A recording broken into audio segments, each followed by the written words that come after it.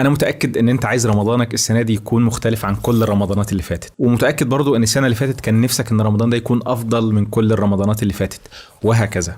بالمناسبة انت مش لوحدك، احنا كلنا كده بنبدأ متحمسين جدا وعايزين نكسر الدنيا، وفعلا بنلتزم اول يومين او ثلاثة وبعدين الحماس بيخفت شوية بشوية، وبعدين فجأة تلاقي رمضان اتسرق منك وانت ما انتش داري هو عدى ازاي، وهو فعلا بيتسرق منك، وبتقول لنفسك خلاص السنة الجاية ناخد بالي جدا، مش هسمح ان هو يتسرق مني وهكون مركز، وتلف الدايرة ويحصل نفس اللي بيحصل كل سنه. الخبر العظيم ان احنا نقدر نكسر الدايره دي، ان السنه دي ممكن تكون مختلفه. فلو انت بتتفرج على الفيديو ده فدي ان شاء الله فرصه عظيمه انك تعرف شويه حاجات تعملها، او الحقيقه شويه حاجات ما تعملهاش، عشان ما تخليش رمضان يتسرق منك وفعلا تستغل رمضان افضل استغلال. وكالعاده الحاجات دي مش من الهوا، الحاجات دي انا جربتها وفعلا فرقت معايا بشكل لا تتخيله. يلا بينا. السلام عليكم، ايه الاخبار؟ وكل عام وانتم بخير بمناسبه شهر رمضان الكريم. خلينا نبدا في الموضوع على طول. انا اختصارا في الليله دي كلها، الموضوع مش في الحاجات اللي انت هتعملها، ولكن في الحاجات اللي انت هتبطل تعملها او مش هتعملها لمده هذا الشهر الكريم.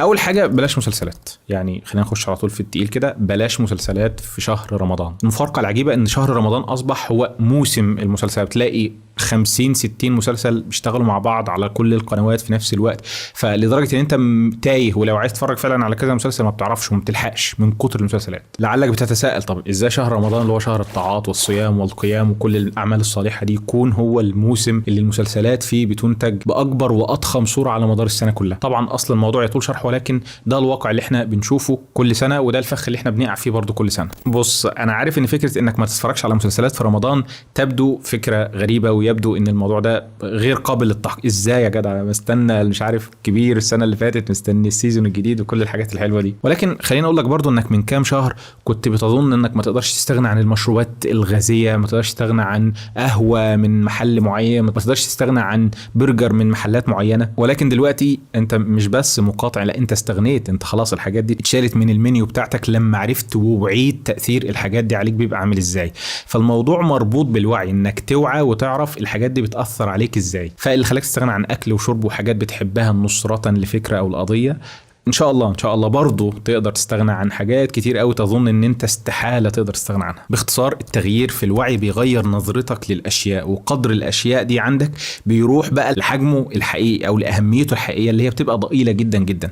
في مقولة بصراحة من ساعة ما سمعتها من كام سنة وفرقت معايا، مقولة بسيطة خالص يعني سبحان الله، ممكن جملة تفرق في مسار حياتك او في سلوكك عامة. الجملة كانت بتقول ان المسلسلات هتخليها موجودة طول السنة، ولكن رمضان بيجي مرة واحدة بس ويخلص. صح، منطقي والله، اللي هو فعلا انا ممكن اتفرج على مسلسلات بعد رمضان، ممكن لو عايز، بل وقتها كمان هيكون افضل، لانك هتكون عرفت ايه المسلسلات اللي تستاهل انك تتفرج عليها، وايه المسلسلات اللي كانت ما تستاهلش والناس ضيعت فيها وقتها. الشيء الغريب اللي هتكتشفه ان شاء الله بعد رمضان، خلاص عديت رمضان الحمد لله، انت تمام ما تتفرجش على مسلسلات، بعد رمضان بقى يلا تعال نشوف هنتفرج على ايه. الغريب انك هتفقد الاهتمام، ممكن ما يكونش عندك نفس اصلا بسبب اللي انت عملته على مدار رمضان. انت عايز تعيش بالحاله دي لاطول فتره ممكنه او لاطول مده ممكنه، فمش عايز حاجه تنغص عليك هذه. انت بتكون طالع فعلا مكتسب زقه كده او مومنتم، مش عايز توقفها علشان تتفرج على مسلسل معين، وهتأجل مشاهدة المسلسل ده، ويمكن تأجله إلى الأبد ما تتفرجش عليه أصلا، وتدرك إن لم يفوتك شيء، مفيش حاجة فاتتك. أنا عارف إن أنت في الصيام تبقى عايز تسلي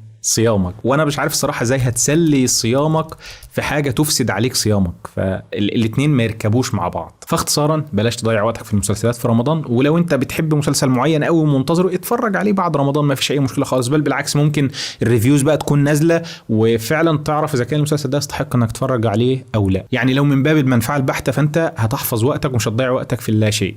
تمام. الحاجة التانية اللي تعملها وهي بلاش اي سوشيال ميديا على مدار رمضان، بلاش انستجرام، بلاش فيسبوك، بلاش تيك توك، بلاش اي حاجة ممكن تفسد عليك صيامك، اللهم الا في حدود الشغل، واللي هي بتبقى حدود ضيقة جدا وتستخدمه برضو من على الكمبيوتر او من على جهاز الشغل، مش من التليفون، من باب الترفيه ومن باب التسلية. احنا اتكلمنا كتير في الموضوع ده، ولكن اختصارا المشكلة الكبرى في المنصات دي ان انت دلوقتي مش بتتحكم في الحاجة اللي تشوفها، انت بتقلب وحظك ونصيبك. ممكن يجي لك آية رقيقة بصوت الشيخ المنشاوي كده تهزك وتتأثر فعلا، بعدها على طول تلاقي أغاني ورقص والحاجات اللي انت عارفها دي. فبيحصل هنا دلوقتي بسطرة، انت بتطلع من سخن البارد ومن بارد لسخن، وبتلاقي ان انت لا احنا في العموم بنقول للناس حاول تقلل من السوشيال ميديا، حاول تجرب السوشيال ميديا ديتوكس، وحاول تبعد ومش عارف ايه. بس دلوقتي بقى لا، يعني ده وقت ادعى واسهل برضه، لان المعينات كلها معاك. الواحد لما يصوم ويتعب في صيامه ويجتهد في العباده، فهو مش عايز يضيع الكلام ده كله في دقايق بيعمل سكرول ويشوف حاجات تفسد عليه الموضوع ده.